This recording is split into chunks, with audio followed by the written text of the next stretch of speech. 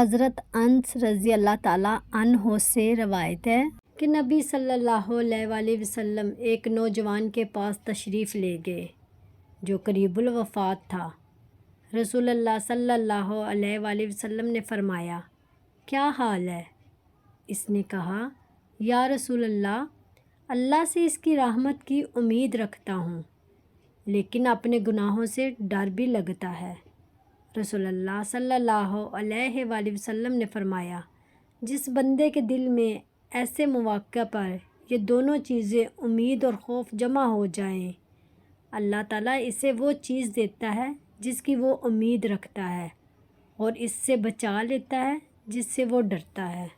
حضرت عمر بن خطاب رضی اللہ تعالیٰ عنہ کہتے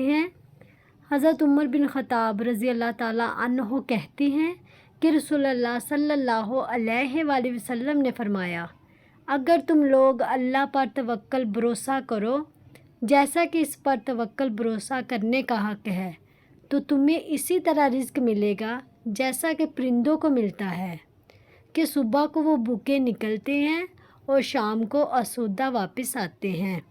حضرت رسول خدا صلی اللہ علیہ وآلہ وسلم نے فرمایا، مومن جب بغیر کسی عذر کے جھوٹ بولتا ہے تو اس پر 70,000 فرشتے لعنت بھیجتے ہیں اور اس کے دل سے ایسی سخت بدبو اٹھتی ہے جو عرش تک پہنچتی ہے۔ ویڈیو اچھی لگی ہو تو چینل کو لائک اور سبسکرائب ضرور کیجیے گا۔ جزاک اللہ۔